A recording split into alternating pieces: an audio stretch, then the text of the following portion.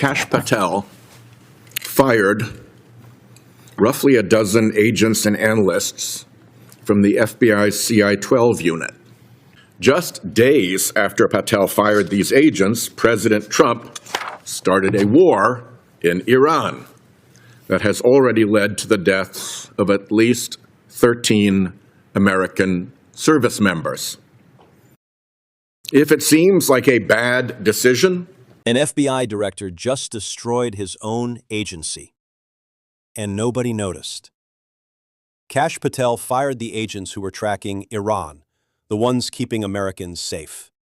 And this happened right when America was heading into war with Iran. I mean, come on, that is not a coincidence. Here is the thing, though. This was not just one firing. This was a cover-up. And Senator Whitehouse caught it live on camera. Stay with us, because this goes way deeper than it looks. Patel fired these agents. These agents had been assigned to Jack Smith's investigation into Donald Trump's illegal hoarding of classified documents at Mar-a-Lago. Patel claims that, as part of that investigation, Jack Smith issued grand jury subpoenas for toll records for Patel and for Susie Wiles when they were private citizens. Patel also insists that the FBI recorded one of Wiles's phone calls, which her own attorney has denied. If you ask anyone with law enforcement experience to react to news that the FBI may have sought these toll records, the response is simple. Wait, it gets worse. These agents did not lose their jobs because they did something wrong. They lost their jobs because they investigated Trump. Think about it for a second. Patel used national security to protect himself, and nobody is talking about this. But this is the moment that changes everything. Of course they did. Virtually every investigation involves subpoenas for toll records for any number of reasons. Sometimes it's to construct a timeline of events. Sometimes it's to rule out wrongdoing. Sometimes it's to prepare for a witness interview. Sometimes it's to help understand the scope of a conspiracy. In fact, the first Trump DOJ did the same thing Republicans have criticized Jack Smith for doing, getting the toll records of members of Congress, following the DOJ policies then in place, and getting non-disclosure orders. Here's what Chairman Grassley said at the time. Investigation into members of Congress and staff are nothing new, and the Justice Department has specific procedures for such sensitive investigations. Apparently, when the Trump DOJ does it, it's nothing new. When Jack Smith does it, it's a modern Watergate. With Patel, it's obvious why Jack Smith was looking at him. Patel made himself a fact witness in that investigation. He went on podcasts bragging about how he planned to post classified information online at Donald Trump's direction, and how he'd personally witnessed Donald Trump declassify records. Hold on just a second. What Whitehouse just said, that can be used in court. Patel lied twice in front of the committee, under oath. You know what is crazy? That man is still sitting in the FBI director's chair, and the testimony that matters the most is still hidden. We have known for years that Smith was looking into Patel's role because Smith subpoenaed Patel to testify before a grand jury. Where is Patel's grand jury testimony? Why is that still hidden? The same goes for Ms. Wiles. Wiles is referenced in the indictment against President Trump because Trump showed her classified documents when she didn't have a security clearance.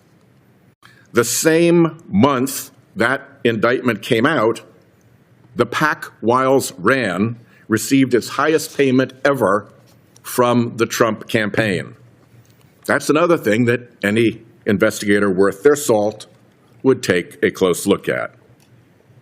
The same goes for the rest of the subpoenas my colleagues on the other side want to talk about today. Jack Smith was investigating a massive conspiracy by Trump officials and their allies to overturn an election and attack the Capitol on January 6. Is anyone surprised that he issued subpoenas as part of that investigation? And why? As Smith told the House Judiciary Committee under oath, his investigation, quote, involved interviewing and subpoenaing records of Republicans because that's who Donald Trump sought to prey on to stay in office.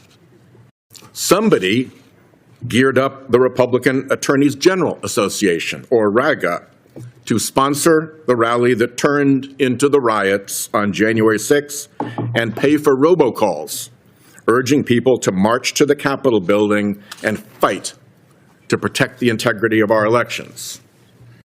Jeffrey Clark, who worked at DOJ at the time, tried to convince the Department of Justice leadership to send a letter to try to overturn the election results in Georgia. President Trump almost made him acting attorney general because Clark was willing to help Trump try to overturn the election. Pretend for a minute that Jack Smith and all the DOJ and FBI officials who helped his investigation did do something wrong. What would real oversight look like? Well, first, Republicans would accept Jack Smith's offer to testify before this committee under oath, instead of holding a series of hearings on conspiracy theories without anything new to say. Why not call him? Hear it from the man himself. Okay, let us be straight about what actually happened here. Patel fired the people who were personally investigating him. He used the power of FBI director to save his own skin. And in doing that, he left America wide open in front of Iran. Now here is the angle nobody covered. This is not just Patel's story. More than 300 national security agents are gone. The Foreign Influence Task Force has been shut down. The Domestic Terrorism Section, finished. We are not just losing agents, we are losing the entire system. The system that was keeping us safe is falling apart. Here is the real-world impact. If Iran launches a cyber attack today, the people who used to stop it are sitting at home. I am not making this up. This is not a theory. This is what is actually happening right now. Watch for these things in the next 30 days. Will Patel's actual grand jury testimony ever come out? Will Volume 2 of Jack Smith's report get released? And will even one Republican stand up and say, "This is wrong. Nobody told you this, but it is all connected." One man's obsession with revenge shook the entire national security system. And now we are in a war, without the people who were supposed to protect us. And that is the part that actually matters. Tell me in the comments, do you think Patel's testimony will ever come out? And if you watch this whole thing, hit subscribe. Because this is the channel that tells you what nobody else will.